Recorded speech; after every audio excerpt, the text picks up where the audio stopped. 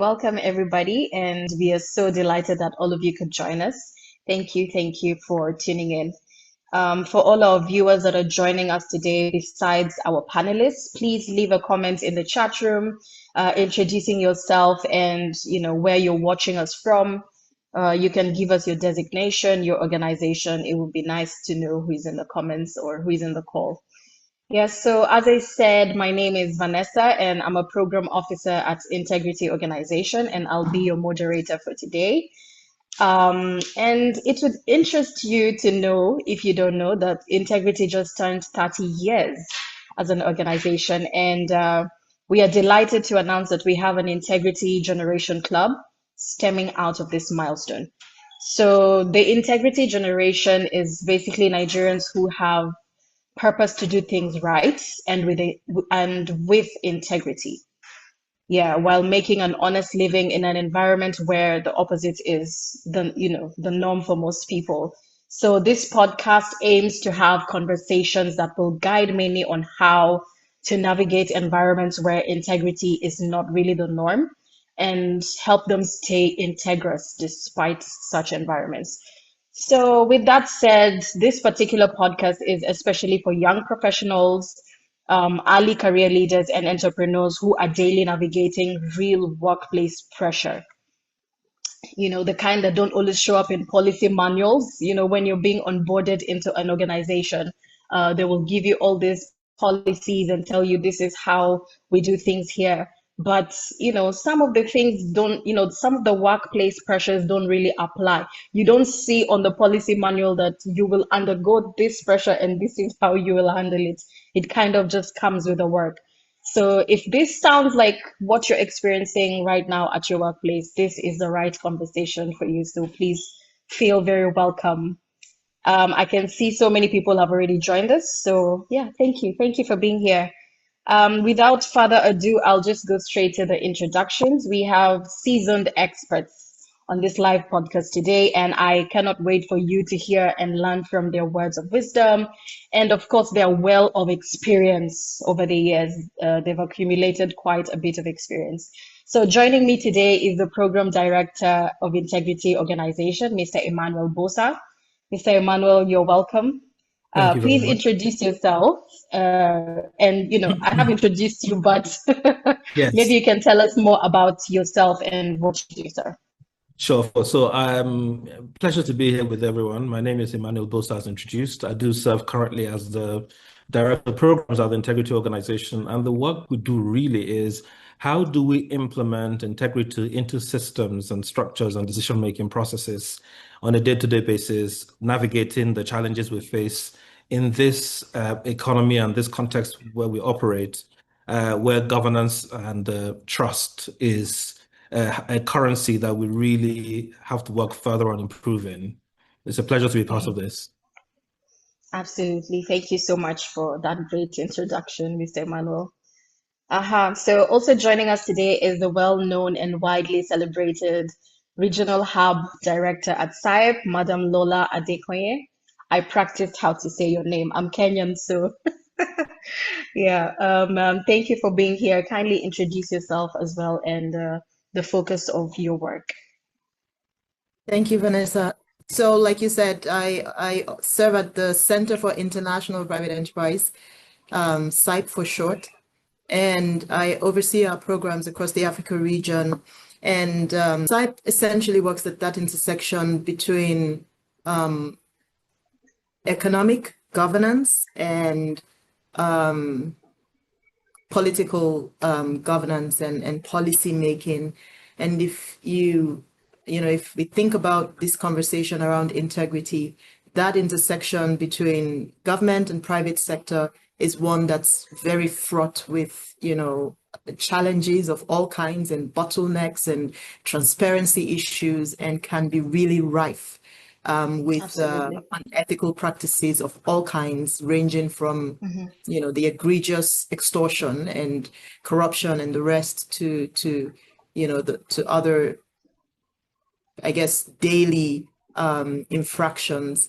And doing this within the continent in Africa, it's interesting to see how countries are at different varying levels of one, sophistication in their public administration systems and their response to Yes. private sector needs. And, also how different countries respond to corruption challenges. So I really look Yes. forward to talking about this with you all, with young people in employment, whether private sector or public sector employment, in mind. Because at the end of the Yes. day, corruption is not an organization, problem. It's not a problem of an Yeah. organization. Organizations are made up of Yes. people who make decisions, who build Absolutely. cultures. So I'm eager to join this conversation and think about how we build the integrity generation. So thank you again for Absolutely. having me. Yes, you're welcome. Thank you so much for that great introduction as well. Kindly introduce yourself as well as your field of work. My name is Boki Haina Welcome. Mujusola, and I'm an HR to AC Property Network. AC Property Network Okay. is called ACAP Realty. It's a property company where we focus more on land banking and also consulting young entrepreneurs or upcoming entrepreneurs who want to grow a business in the real estate sector. So our major niche is building communities among young entrepreneurs, spreading the word, to letting people know that, yes, they can acquire real estate without breaking the bank.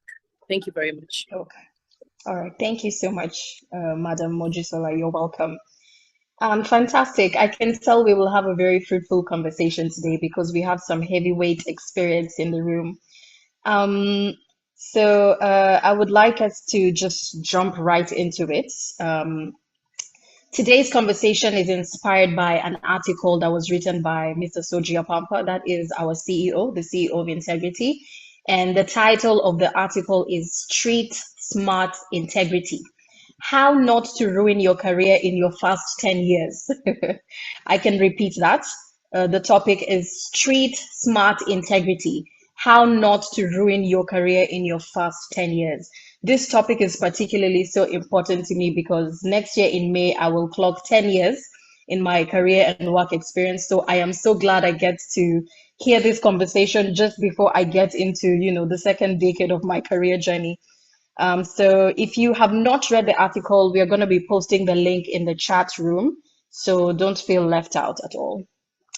The article opens with a line that many people here will recognize in some of our workplaces, unfortunately, but these things do happen. And I quote, "Please treat as urgent. This one is special. Handle it off the usual process. I'll explain later." Then the article continues to quote, "Nothing in the handbook covers that sentence in many organizations." So that's where I would like us to start. And I want to start with Mrs. Lola and Mr. Emmanuel. I mean, kindly walk us through that thought. Why is it so easy for people in the workplace to want to bypass processes and yet they never want to do it themselves? And how can one safeguard themselves from making the mistake of, obeying such a directive? Let's situate those phrases in real life terms. And Okay. I also often naively like to start off from a point of no harm intended when these kinds of, requests, tasks come to the table. Yes. I often like to start off with giving the benefit of doubt to say, hold on, you're probably not aware that this process is here to protect the organization. And if it protects the organization, it protects all our interests collectively. So that's one place to start off at. Yes. Understanding where the gray line is or where the line is important for decision makers or people who have to respond to those kinds of requests. Because when the request comes, the requester may be solving for speed, efficiency. Turn this around quickly, because in my experience, this is not the most efficient department. You often don't turn things around quickly enough, maybe, right? It might come with a genuine need for a business solution to solve for a business problem. The ideal thing is to try to solve that problem without compromising integrity or core values or other requirements that the organization has. One thing that every career person has to remember is the buck stops with you. You see a RACI chart and they'll have the responsible person, the accountable person. Forget that. You may think Emmanuel is responsible for this. He's the accountable person on this.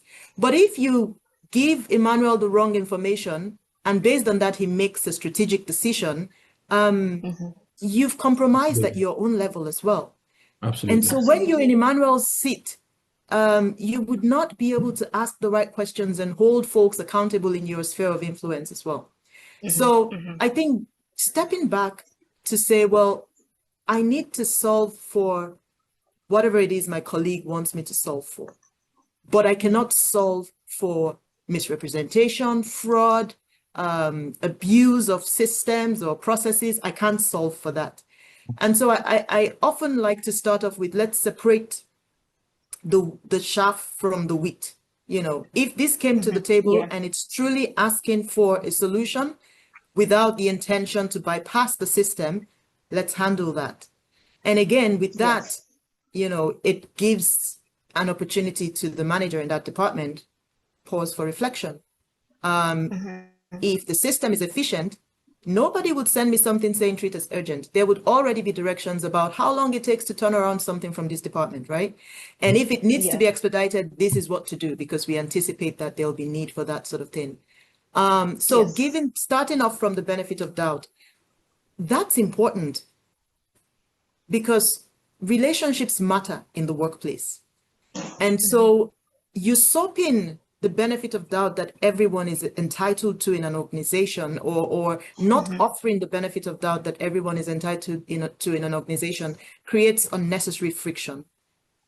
When there's tension amongst colleagues, then the opportunity for more unethical behavior, which goes beyond just misrepresentation and fraud, but it goes into harassment and the rest, starts to creep in, and a toxic environment starts to, unfold.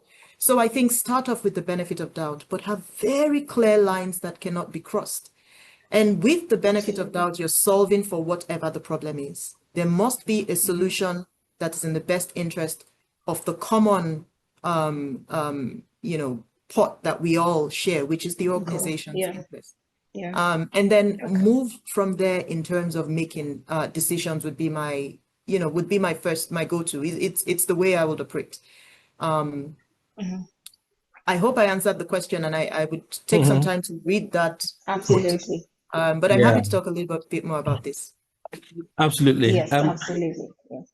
No, thank you, Lola. I think that's a great opening approach, actually. And I think it's really important that before we look at the hard, before we have technical conversations, which are all well and good, but do not always reflect reality, I think it's important to prefix this conversation in exactly what you've said. Context is everything. If you don't understand the context of how you operate and you just go hard, oh, I suspect and I presume that this is exactly what this person means, you've actually damaged relationships, and you're damaging relationships up, not down. So what do you think happens tomorrow in terms of trust, in terms of working together? And I want to start this conversation and the feedback I gave by saying, I know that a lot of young people are going to see this later because we're going to promote this. And a lot of young people who are in the first 10 years of their careers are going to see this. So let me follow from Lola's example and try to humanize this for people. First, I want people to take away that when you walk into a place of work, whether you're an admin assistant, whether you're a personal assistant, whether you're a regional manager, whatever position you hold, to the person to whom you report, you are essentially, and you must see yourself as their special advisor. So like Lola said, if you give wrong information, give wrong advice, it does have implications for the people who make decisions, strategic decisions. So it's important that you understand the significance of that role, no matter how small it is that you hold in that institution. So that's one. Number two, within the context, what does that mean when you look at it practically? First is, if I work in an organization that's disorganized, likelihood is you know what a disorganized organization is. We had the privilege of supporting a small but incredibly fast-growing institution recently. And one of the things that came through in the conversation was, oh, we just flow with whatever comes our way. we just make it work. The systems are there, but nobody actually implements, and there is no gatekeeper for implementing and following through on the policies. So when an instruction comes, it always comes in a very informal way. So if that's the context in which you operate, seeing an email of this nature, your first instinct shouldn't be, oh, I think this is corrupt. But if you work in an institution where you know that when this request comes, somebody's trying to play fast and loose, then you should now implement some of the skills, some of the let me call it a bit of you have to think very deeply. You have to make sure that you have a very soft approach. Everything mustn't be, oh, this is the rule, you must follow this, and because it's not going to work. So that's number one. And within this context as well, when you look at treat as urgent, the conversation we're going to have for the rest of this will look at what are the specific things you should be doing as part of addressing those challenges, such as write an email back and say, sir, please, can you clarify what this means? So that way you make sure that you're not misunderstanding the instruction. Or, okay, sir, in doing this, I'm going to follow this process. I hope that's acceptable. This is the time frame for delivering. That's another thing we'll look at. But when you see things and when you work in an organization and you contextualize your problem, make sure that you approach things with a level of empathy towards the person who requires the support. Make sure you clarify the situation. Make sure you understand yourself, exactly what you're supposed to do. If you don't, go and verify and make sure you're on the right track. And always remember, whatever you do has implications for other people, not just yourself. Absolutely. I love how real this conversation is getting. Thank you so much.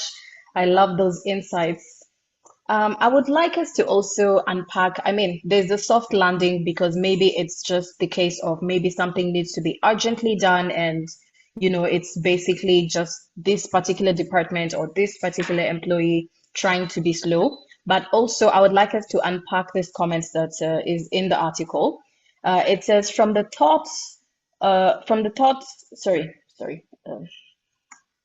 went ahead of myself. Okay, so from the thought of handling special requests off the book, the article says that is how many careers quietly get rerouted, not by one big scandal, but by a series of small favors we hardly remember later, yet other people never forget. So I'd like to throw this one to Madam Mojisola. If someone already finds themselves in that cycle of being the go-to person, for off-process requests, while practical steps, what practical steps, sorry, can they take to step out of it without damaging their career or their career relationships? So this one, it's clear. They want to do things off the books, and it's clear that they don't want to follow process. It's not a case of to fast track something. It's, I just don't want to follow the rules. So if somebody is already in that cycle, what should they do? I got the question clearly. Now, in the case of, I do not want to bypass what should I do? Now, there's a process to a colleague, to a director or a leader or a senior colleague asking a junior colleague to bypass, it takes, I'll say 4 different examples. Although the fourth example or the fourth request, means that you are actually on the verge of either leaving the workplace or either, reporting to somebody, which, 80% of employees don't really get the courage to do so. So the first thing I would say is that this, in every organization where you find yourself, always give room for creativity, give room for more knowledge, give room for doing your job and doing it well. Let people know that when Daniel is called to do something, Daniel does it well. Have that identification first, because it would always come. Now, how can I bypass a senior colleague who is telling me to do this? Now, the first time, I love what the other speaker said. He spoke on, soft approach. Like, sir, he sent this to me. Oh, it's a mistake. Fine, that's a soft approach. I think this is a mistake or an error.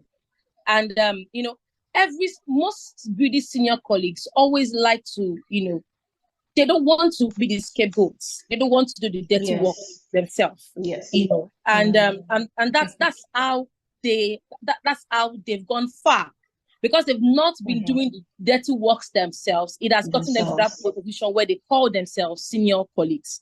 Now, you as a junior colleague, first one, always build your, be good at what you do.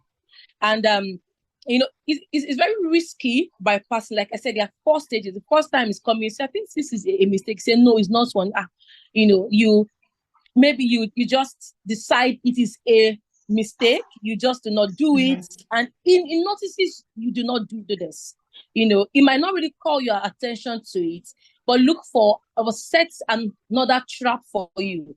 That's the second time again this person is coming, because there's really no big rule to bypassing these things. I mean, there's something called order from above, and we all know how order from above can be. It's either you say no and you leave, or you say yes and you do. But now, in cases of when a trap is being set for you, the first time you bypass, second time you bypass, third time, the fourth time, your character and who you are will speak well for you. Now, and how you do your job diligently, the relationships you keep will speak more. Like, are you sure Daniel would not do this? Daniel would not do this. Even though workplace can be so toxic that people know Daniel will not do this, and they will not still speak up. But always let that foundation, don't let the foundation be shaken in any way. How best you can do this, please. The Bible says if the foundation is shaking, what can the righteous do? So let me end that way. Let me end it that way. Thank you very much. Okay, thank you so much. Okay, I'm just going to throw a question back to Mrs. Lola. So, in the systems you've worked with, how often do these small favors later become major accountability issues? And how can someone retrace their steps back, to honesty and accountability?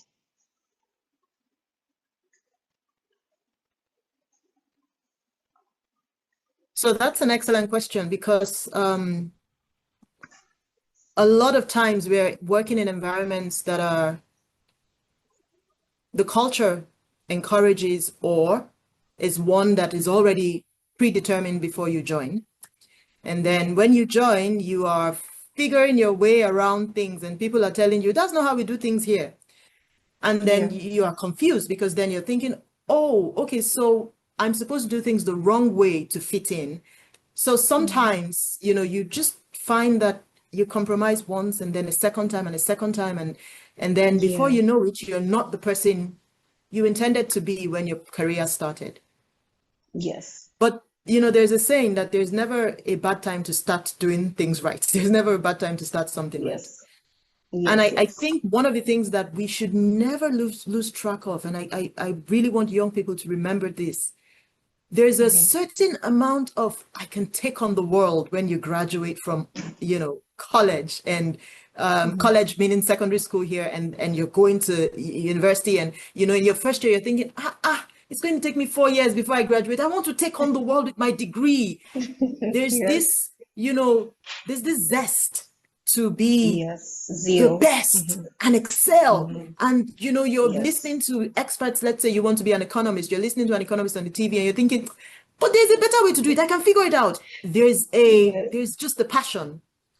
Never lose that. Never let the environment you're in make you lose that. Be afraid of losing that. And work to not lose it. The most successful people continue to reinvent themselves. They continue to learn. They never stop learning. And I'm emphasizing this because it is what should help young people build a leadership mindset. And a leader never is that one person in 2022 doing things exactly the way they were doing it in 2022. And when you meet them in 2025, there's no improvement. That's not a leader. Everybody can be a leader. They say leaders are born. I think leaders also are made. So absolutely, if anybody is stuck in that funk where you are known.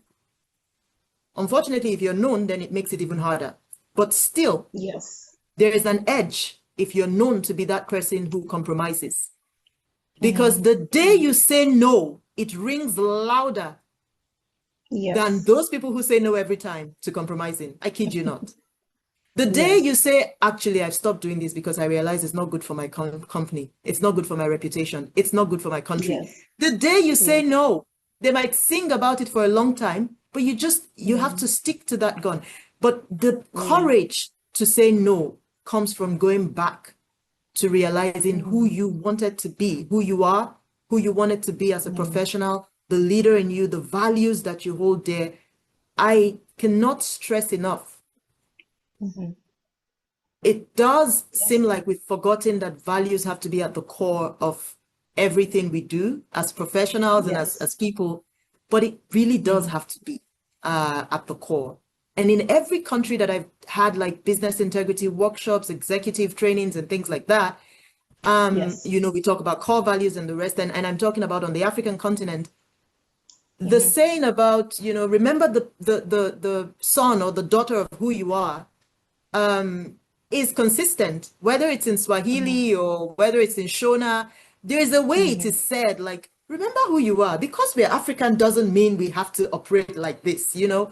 And that's true. I think that rings true, but the only way that transitions or translates into the everyday decision that leaders make is if they're conscious of it every step of the way. They're conscious of it, you know, if they forgot it because they needed to get ahead in their career for the first 2 years, there's no bad time to stop and go back to it and say, actually, hold on, this is not who I am. And the last thing I would emphasize, to encourage anybody who's stuck in this funk, you know, and trying to transition, in addition to the first thing you need is courage. First of all, go back to the leadership mindset. Courage, you need that courage. Buy it. That's the one time that's the one time I encourage you to steal courage if you don't have it. Steal it, but have that courage to say no. And then the second thing or the third thing now I would like to emphasize is when you think about your career, never think about it for today. You know, Emmanuel said every decision has implications, you know, for yourself and for everyone. Never think about your career in terms of today. There will be 10 years from now and 20 years from now when you would want to look back and assess how you've done and assess what impact you've had. And if you built impact or had accomplishments that were based on cutting corners, on violating, you know, basic principles that are there to spark innovation and enable competition and, you know, enable others to try, you would look back and realize that you have become more incompetent than the people who are your peers who did not do that. Because corruption and violation of basic principles and things like that, it breeds incompetence. It never encourages innovation. And so you would look back and find that if you and somebody else who did things the right way were pitching for a job, they would likely have more to say about how they achieved all the accomplishments on their records, but you would not have that. And so if you're thinking about turning around, think about 10 years from now, 20 years from now, Vanessa can be the World Trade Organization's president, and she will demonstrate how she got there and the decisions she made and how she worked with Mr. Apampa and Emmanuel to figure things out when they were the toughest and how you had to be innovative and creative and learn new things.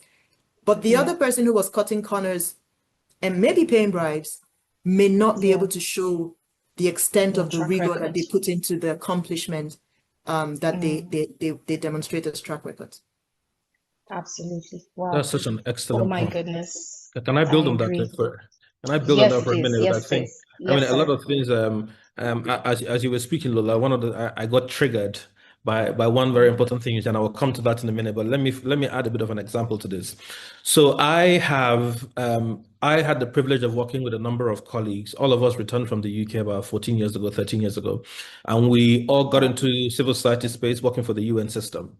And one of our contemporaries, unfortunately, due to the culture of the organization he was working for at the time, got involved in some corrupt practice, i.e., donor funding was misused for a different purpose and over invoicing happened. Now, we worked together about 8 years ago, 9 years ago now. And most recently, another one of my contemporary, because you see, one thing young people must understand is that the people you started your career with, people will start growing and getting into positions of significance. And when you're growing, you equally want to get into positions of significance, either to work for them as service providers or to work with them as colleagues. And the one thing that they will never forget is the things you did when you were starting your career. So with this particular individual, he struggled to get into work now because that mistake he made 8 years ago, when they came back to me, they said, "Oh, do you believe this person applied for a job with me?" And I just said no. And I said, "Why would you say no? You know, he's going through a hard time. He's one of us." And they said, "Do you remember what he did 8 years ago?" I don't want him to come here and do that. I don't want to come here and get involved in other sort of practices because it affects me. I will recommend him for this job. Therefore, it is on me, anything that he does wrong. So Yes. something of that Yes. can follow you. Look at how we speak about certain people who've built wealth in this country. Whenever they say, "Oh, oh, this guy is a billionaire, has run a large company," people of that generation who remember will remind you, "Oh, he was a drug pusher 30 years ago." That's how we started. That's how we started off. That is the cost. And that cost means that in certain things that are really significant, you're excluded because nobody trusts your integrity. And people often have very short-sighted, they're very short-sighted in how they do things, and they go, well, I'll deal with the cost. And yes, you may be able to weather the cost you think. But the truth is, when it really does matter, you will pay a price. So that's number one. Now, what triggered me? So let me make a very important point, and I hope no young person loses. Yes. And this is one of the biggest fears I Yes. have. Losing that power, that energy of feeling limitless, feeling like nothing is Yes. impossible. That's almost like, I call it naive, ignorant, but incredibly powerful thing we have within us. And I know that when you go through the schools of hard knocks and life shows you life tries to create equilibrium with you, some of us lose it, either out of fear, out of comfort, out of growth, whatever the Yeah. case may be, out of changed circumstances. When you have children, your risk appetite is Yeah. different from when before you had children. So, but people must understand that that driving force, that fire, the minute you lose it, that is the beginning of the end. But that means that you fail to question, you just assimilate. And that is how you become a conduit for committing crimes or for committing corruption and getting involved in activities that are outside the bounds of the values you must carry forward. And values are not morals, let's be very clear. Values are what are the things you must do to ensure that a system functions the way it must consistently. That's one. And secondly, I find that the one thing young people should take away from this conversation is honestly, beyond the issue of morals and in terms of value, it goes back to something very, very key. Number one, what is your level of understanding of what the rules are within where you work, within the responsibility you've been given? So I want us to also catch this conversation as part of the foundation. If I work for integrity organization and I fail to fully understand its procurement processes, and people keep giving me Yes. work to approve, and I don't understand that one, my approval limit is 1 million, and I keep approving 5 million naira contracts and they keep paying out the money because every other person Yeah. wants to benefit from that, then I'm a big part of the problem. So before you look outward and look for who to judge for not having integrity, always ask yourself, do you also understand the rules within the organization where you work? Because that's the only way you can have the creativity to challenge someone who's giving you a wrong instruction that is counter to the rules. We must do the hard work. Yeah. Then second to that, Yeah. when you now claim that you understand the rules, it's important that you ask yourself, then who do I go to?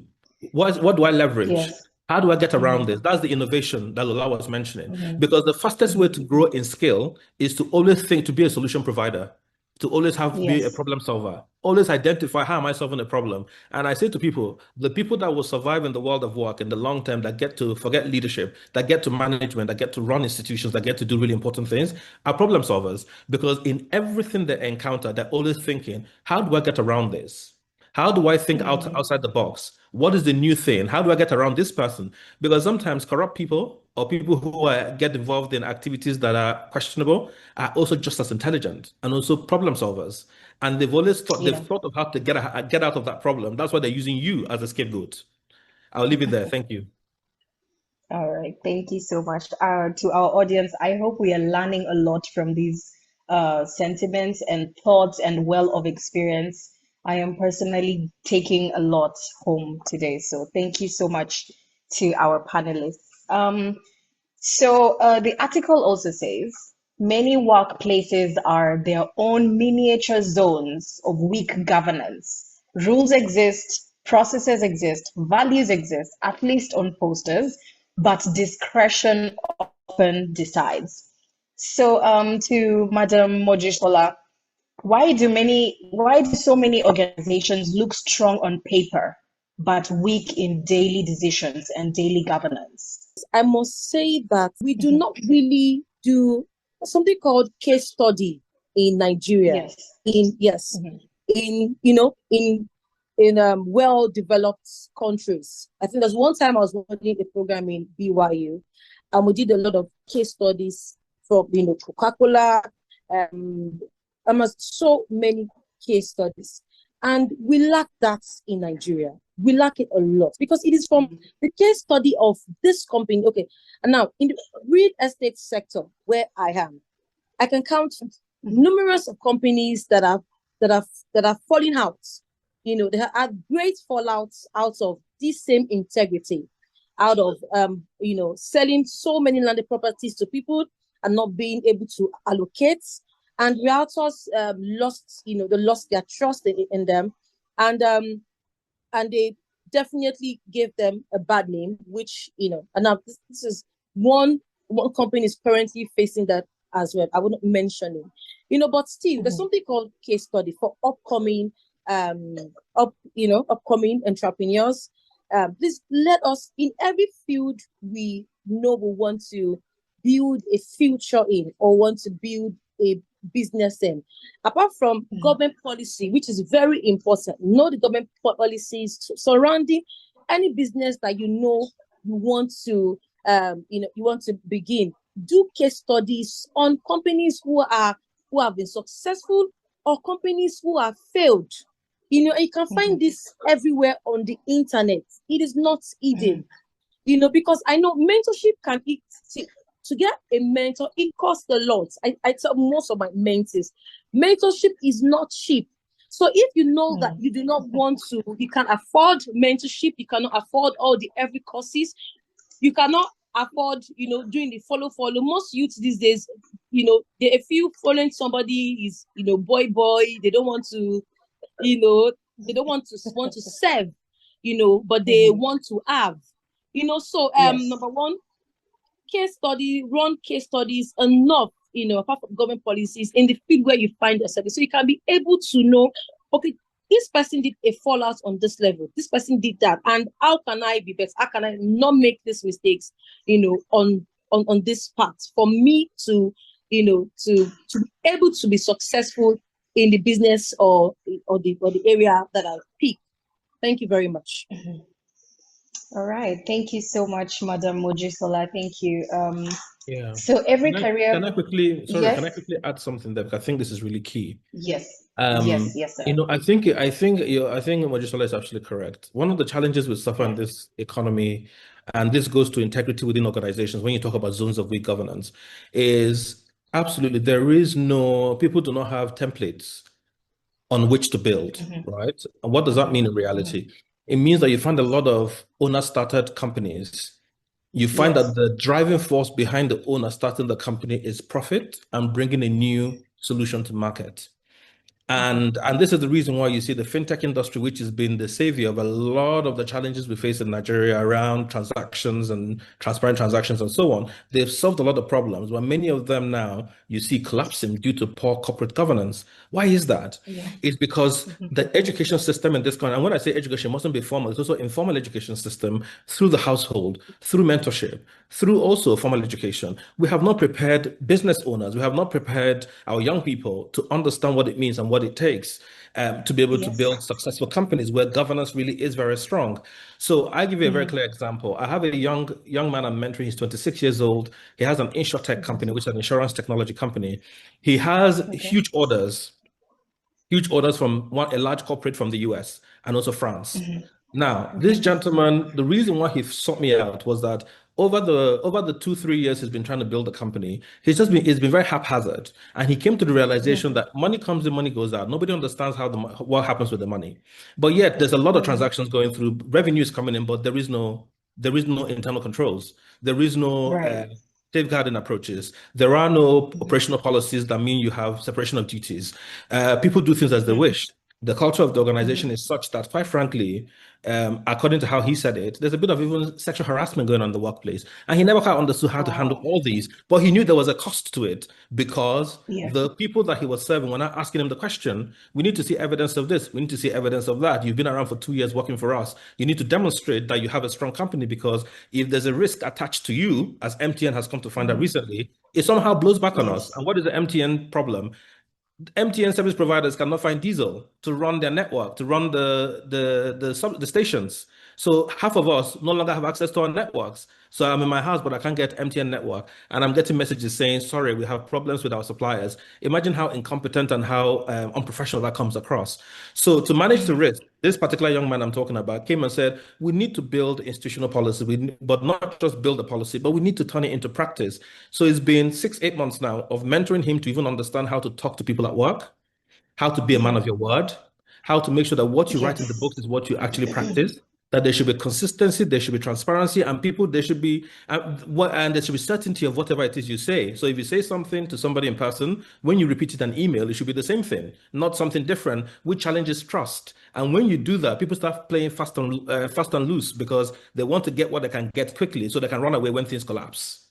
And that in itself is the risk, that when you operate your own little zone of weak governance, which Nigeria I think is full of them, whether it's an estate, whether it's the real estate industry as practitioners, whether it's some of us in the civil society industry that play fast and loose with donor money. I mean, nobody is exempt from this. Every single person has to be able to demonstrate that they know and they have what it. So don't judge other people. Make sure that you yourself understand what you're doing before you take any action. Thank you. Yes, absolutely. Thank you so much for those amazing contributions. So in the article, it talks about 3 street smart moves that you can make early in your career. And as we were having this conversation, many of the moves were, mentioned, like delay and document, like make sure you document. If it's sending an email to seek clarification, the second one is blame the system in a good way. Perhaps if you're being pressured into doing something, you can say, our system is like this, and if I do this off the books, probably my name will be flagged by the system. And there's also escalate the situation smartly. So I would like to ask Mrs. Lola, at what point does escalation stop being optional and become necessary for young professionals who are learning the terrain of workplace dynamics? At what point is escalation absolutely imperative to use as one of your street smart integrity moves? Wow. Escalation is of a few types, though. So there's escalation within the organization, within very safe zones. Yes. And then there's escalation beyond those safe zones, still within the organization. And then there's escalation where you have to be ready to back up what you say. Yes. And then there's the one where you're ready to quit the job. And I think that if folks can, maybe what I'll do is you can do some kind of competition if you like, but I'll get a book for the winners, 3 winners. The book written by Mosilo Motepo. She is the whistleblower in the Nenegate scandal, which is the scandal, one of 2 scandals that brought down the former president of South Africa, Jacob Zuma. And the Nenegate one was the one that involved McKinsey and involved Eskom. And if you know about South Africa, they're one of the pretty much the most industrialized economy on the continent, with all the challenges they have, still are. We're always in competition with them in Nigeria about which is the biggest economy. One of the reasons why that was possible is because they had stable power. I'm sitting here in my living room and the power has gone out 3 times and come back. Or maybe they've switched the generator, right? But South Africa never had that problem for many years. Well, this crisis, this corruption happened involving Eskom, which is their own power generation company. And now they have load shedding is what it's called. They now have power cuts. They're now basically regressing in terms of what make them an industrialized nation, right? Or makes them more of an industrialized economy. And so I say that because, the process Masilo walked herself through to become a whistleblower is one that is very interesting for people to read. And in her case, it was a life or death thing. And so in terms of escalation, Yes. employees and young people might be at the very not so threatening threshold, and reading Mosilo's book can give some confidence. But the back to the point. So initially we talked about giving the benefit of doubt. Never escalate thinking, oh, there is dear. There's something here and I'm going. It's always start with, perhaps they do not know how to approve some procurement request, as Emmanuel's example was. Perhaps there's a gap in understanding here. So always start with that and conclude that, get clarification, make sure that's clear. Okay. The contexts vary significantly, and so sometimes your escalation is not to a boss, but is to a safe space. Within the integrity organization, you go to speak with Emmanuel. Mr. Pampa said I should sign this. I don't think I should. What do you think? And then he can go and clarify. That could be escalation. So the wisdom around what level of escalation is needed is essential. And then there's a point comes when you realize perhaps it's time to walk away from the organization.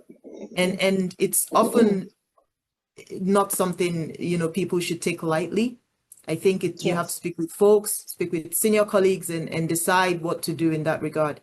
But one thing I would stop at saying is, a very ambitious young person whose career is rising really fast, keep it in mind that when you start to worry about losing an opportunity, to the point that if you're asked to compromise your values, you might be very worried.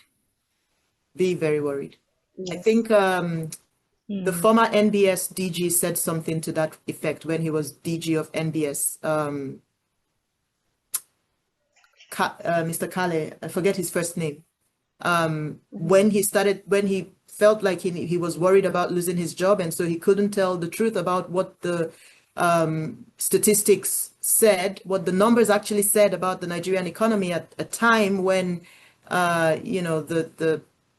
there were manipulations of our currency, and there was a lot of pressure not to report as is.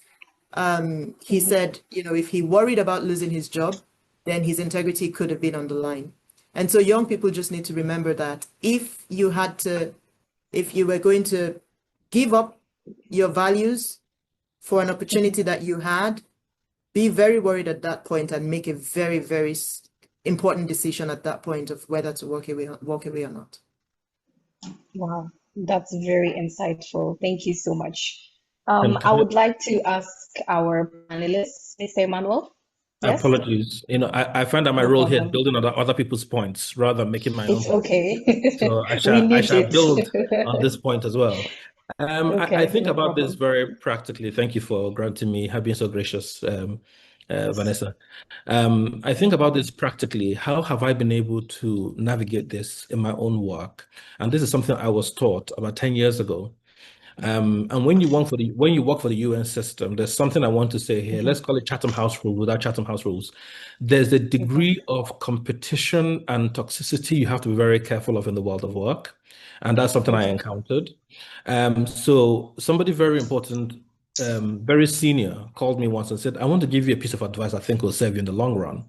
And he said, I want you that whenever someone gives you an instruction, even if you completely understand the instruction, but you do not want to implement that, or you want to essentially put the person on the back foot without being aggressive about it, go back to your desk, write an email to that person and say, as per your instructions, you have asked me to do this and do this and do this. I just want to confirm I understand what the instruction is so that I can be able to deliver it. And then you whether you wait for a confirmation or not, because you see, When you put it like that and you send it to the person, even if they don't respond, you have the evidence that that was instruction you understood to have been given, and that you want the person to confirm that that's what you're supposed to do. Now, one or two things will happen. The person ignores it, or the second thing, they write back and say, "No, that's not what I said. I said you should do this instead," which is follow the rules. Now, he said to me, "There's a reason why I'm telling you this advice." And I said, "What is it, sir?" And he said, "Do you understand, at the time I was head of office for another organization, working in the Northeast. And he said to me, do you understand that if there was ever an audit and the consequence of that audit was that there was some foul play, do you know that when we blacklist, we do not just blacklist the chief executive of that organization, we blacklist every management official in that organization." Wow. And it left a chill in my spine. I never thought of the risks in that way. And the lesson and that followed me. And that's the reason why, even in the organization I currently work, when I give instructions, I say, if you're not clear, go and write me an email, because also I have a terrible memory. Sometimes I'll say, well, I didn't say that. But the truth is, go and write an email. So you go and say, but Emmanuel, on the 5th of January at this time, you said this. So what are you saying I should do now? So, and I will own up to it, because I know that my character is such that if I say something in writing, I will own up to it, even if it turns out to be the wrong decision. So that's one lesson I want young people to learn, how to navigate this environment without being aggressive, without being sanctimonious, which is the quickest way to lose a job, to be honest, because then the aggression built against you, and it becomes microaggression that can really damage your mental health.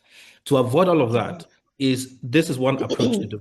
There are many ways of doing it. Another one is to speak to a senior official and say, I've encountered this challenge. How do I work? How do you think I should get around it? And that manager could engage with your manager and say, you gave this boy this task. It doesn't make sense. Please give them the right instruction, right? Because that person has a relationship and has the level of authority that means that it's easier for them to put stop to what is happening. But in this case, the best way, one of the easiest ways I find, especially when there's pressure, and when you work for a small organization, pressure will always be there. So how do you navigate that without seeming like part of the clog in the wheel of progress, is to make sure that you write an email and say, this is what I understand the task to be. I will deliver it by this time, but I just wanted to make sure it's on record that this is what you're asking me to do. Anybody that understands risk will tell you, will write back and say, sorry, that's not what I asked you to do. Please do it this way. I can tell you that. Okay. All You know right. what we call that in the legal profession in the US? We call it a CYA. You call it a CYA, and it Right. means cover your behind. But essentially, actually, you're punting, the responsibility for making that decision that to be fairly, gray or outrightly wrong. I think it's helpful to not also rely on that if you are clear that this is a complete outright violation, right? Absolutely. But if it's on the line, and you've tried to navigate it, then that's helpful. And that's because the CYA memo does not mean you should put yourself out there as an accomplice. It can potentially be that. But yes, you're absolutely spot on that. You can push back all you want, and not verbally in conversations and not get the right answer. But once it's in writing, it changes the tone. Yeah, And it does. And I'll give an example also, because things in writing, to your point, Emmanuel, of a survey the SFO, the Serious Fraud Office in the UK, did a few years ago. They are the ones who administered the UK Bribery Act, or enforced the UK Bribery Act. And they do these surveys from time to time for companies to see what's working, what's helping change culture or cement a culture of integrity and ethics. Companies found that when they required employees to sign an integrity pledge, or to write that, they will comply to do X, Y, Z, and sign, it actually reduced how many employees violated those particular pieces of their ethics code in the years that they implemented those initiatives. So something about, putting your name to something and writing it down really, reminds people, oh, this is what I commit to. And it goes back to the question that you were asking Moji earlier about how do companies go from core values on paper to being operationalized. And I think core values on paper, it's like reading the Old Testament. It's like reading Shakespeare. What does that mean when I'm a sales and marketing agent and my target is 500 million naira. I haven't met it. My target, I need to meet my target before the end of the financial year in September. We're in July. I've only raised 250 million naira. You're telling me integrity, core values, and blah, blah, blah. Translating core values operationally takes just a lot of important, deliberate and intentional steps. And we train on compliance all the time, with the integrity organization. We can go into that in more detail. But the point being, there are three things to remember. The why a company should have, operationalized core values, not just core values, but operationalized. Like the example is the gentleman who runs that firm may have and imbibe core values around integrity, loyalty, respect, transparency, and all the rest. But translating that to the operations in his organization is the second important piece. First of all, you have to know who you are as a board leader and all that. And the strategic leadership team must really subscribe to these values. And then operationalizing it. And then making sure that after operationalizing it, you're monitoring and making sure that, the rest of the organization is not looking up and thinking, oh yeah, they think we're doing that, but we're actually not doing that. This is for large organizations. For startups, start small, but with intentionality. Have those nicely written things that you send to investors, but make sure that it translates in just the minimal ways that that the organization needs it to translate into, and then let it scale from there as the organization grows. Yes, absolutely, absolutely. I'm loving the conversation.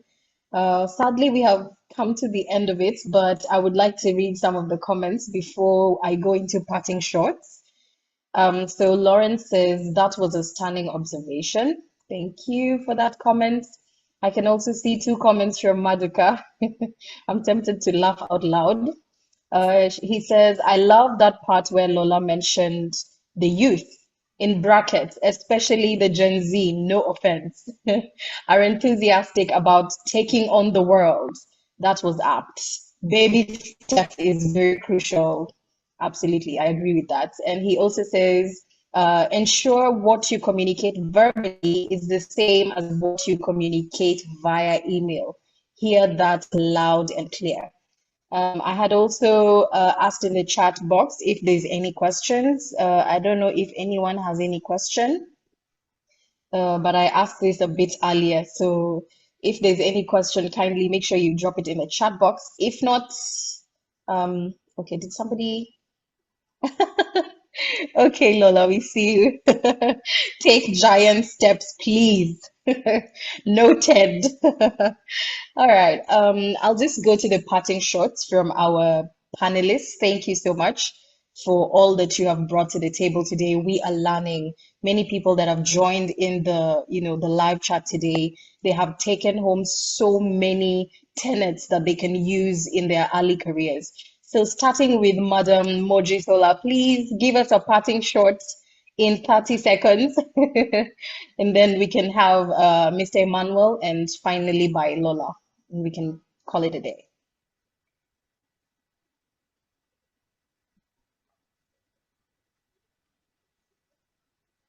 All right. Thank you very much for having me here as well. To say this lead experience of mine, over in this beautiful platform. Because one thing that I always say is that do things well, even if no one is actually watching.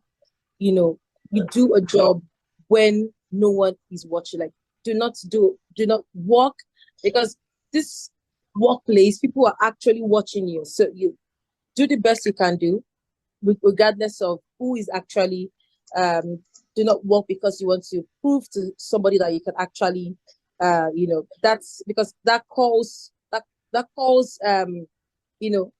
brings a different kind of attention on you when you're trying to, this person is here, that person is there, it's trying to show off. Yes, in a corporate, it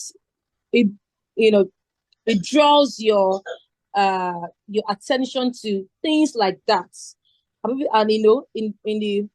in their closed room, people can say, they can say, oh, who can we ask to do this? And immediately your name pops up. Oh, let's ask Bisola. She's always here and there, you know. So always be careful in your organization where you work. And also I had to ask over 3 or 4 persons employees this question.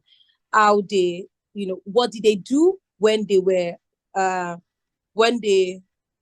at a crossroads of bypassing, one thing or the other. And they said, okay, out of what they did, out of all the whole calls, out of all the whole things they were asked to do, the bypass, it eventually led them leaving the job. And that's one thing that we should all know, because the cultural system will not change because you are a Christian, because you are a better person. It will not change. It keeps on evolving, whether you are in that system or not.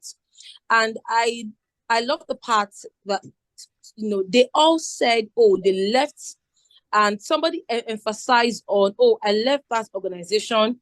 And you know that the next company the next opportunity I got a pay 3 times better than where I was. Now, I'm not saying that, you should keep on moving, but there'll always be tests and trials at every point of your life. And it always comes at the early stage. It always comes at that early stage. It's very important, because I have a case study of my brother who works in the oil and gas system. He works offshore, and he works onshore. And there's something that they always do. They always have the opportunity to steal all oils, see barrels of oils and sell while on ship. And he has always stood to his ground of not doing that. And that has cost him a lot. And he gave me a very better example of how that has helped him build. His name has gone far and wide, because of that early step that he took to not losing his integrity. So look at cases of Bumi Awoshika. Look at cases of so many people who has stood their ground in their early cases. And like I said earlier, out of everybody who are interviewed, and I asked, when you were at that critical stage, when you were at that position, he said, I had to leave the job, but I got something 10 times better than where I was. Thank you very much. All right. Thank you. Thank you so much, Madam Mojisola. Mr. Excellent. Emmanuel, you're parting short. Parting short, I'll keep this very short. So number one, I think we've established the background that in the first 10 years of building your career, a lot of people want to impress, a lot of people want to learn, a lot of people are keen to grow, and that sometimes mean feeling under pressure to do things you don't want to do. What I hope everybody takes away today is to understand a couple of very simple things. Number one, it's about you. What is your level of understanding of your context where you work? Number two, if you understand the context where you work, how well do you understand the rules and the culture that govern your organization? Because that's the only way you would know exactly whether an instruction is wrong or right, and whether you yourself understand exactly the role you're supposed to be playing within that system. Number three, when you understand all these different things, what innovation do you bring into addressing gray areas or outright corrupt and potentially criminal activity where you've been asked to be part of something? How do you understand the costs when you say no? Who do you go to leverage? Who is mentoring you? Where are you gaining your level of insights on how to navigate the challenges that come? Because we've agreed that it can be straight and narrow, and there must be a level of finesse, a level of understanding how to navigate these challenges. So I think if people are able to ask these questions, I believe as a starting point, this is not in depth. As a starting point, and actually identify some of the answers to this, then they are well on their way to gaining some degree of street smart on how they can survive potentially difficult elements of their careers where they're asked to do things that are unconscionable or, just like I said, outright criminal. Thank you. All right. Thank you so much, Mr. Emmanuel. Mrs. Lola, your parting shot. Thank you. Thank you very much, Vanessa. I've enjoyed this conversation. It's sad to see it come to an end, but Yes. if you heard nothing, this is the parting shot I have for every young person out there. Yeah. There's a tension I observed when I moved back to Nigeria and started working and hiring. There was this unfortunate challenge I observed amongst folks who were, in the workspace. You either had people who were somewhat competent, but that's because they were proactive, willing to learn and all of that. But they often came with the, ability to want to cut corners too, right? And this is a function of the system they've been in, observing that, it works. Cutting corners in university and all of that worked, it got them far. So there was an acculturation there Yes. that wasn't quite ideal. And then those who were not as proactive, so they were not the most, capable compared to these other groups. So they're somewhat a bit more docile. Were less likely to want to cut corners because they were okay to wait, whereas this other problem solver wanted to impress and wanted to work hard. It wasn't really, it's not really a good mix, to be honest. So what do I say to all young people, whether you fit in you are proactive, you're a go-getter, and you teach yourself how to do things, but you find that you're okay cutting corners because it's worked in the past. I say to you, don't lose your self-worth, because every decision you make around cutting corners builds the base of your value system that will live with you throughout your career. And you will have all those stumbling blocks we've talked about throughout this podcast. So I'll say, if you're that competent person, that's a just ridiculous value add to you in terms of a career growth. And to the other group, I want to strongly recommend that every young person finds ways to build their competencies, be innovative, be a problem solver every time of the day, and every time, everywhere they find themselves, and try to do it right. Try to do it with integrity. There's something to be said for young folks in Nigeria who are teaching themselves new things, teaching themselves coding, teaching themselves how to do business analysis on the internet. There's something to be said for those young, because those opportunities are available to their counterparts everywhere in the world. Well, not everywhere, but in more advanced economies. And the world is a global village now. So a Nigerian student in University of Zaria or UNN is not just competing with Nigerian students in UI. You're now competing with students in Japan and in Singapore for opportunities. So be that competent person, and those push yourself. And those other folks are used to operating in a system where things work, things are more efficient, they don't have to cut corners. So as you build your competence, also remember that the values that you see here and you did not like, they didn't serve you. Don't double down on them. Don't invest in them. Be the competent person that does not continue to invest in the extortion that hurt you as a student, in the extortion that means that you can't get scholarships from your Nigerian government, even though the government continues to allocate scholarships to young people. They just don't have access to it because of this broken system.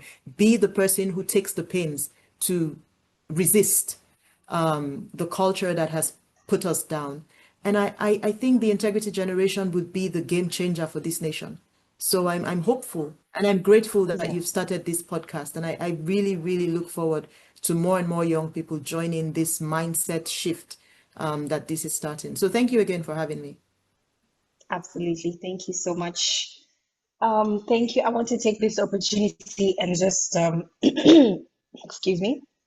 I want to take this opportunity and thank our audience for staying on up to the end of the podcast.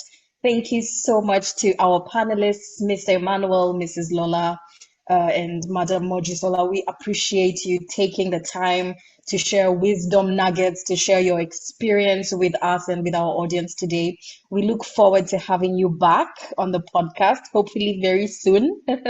Thank you so much to everyone who joined us live. I have been your host, Vanessa. You can call me V. Yes, and I just want to ask us to follow Integrity Organization on our social media handles.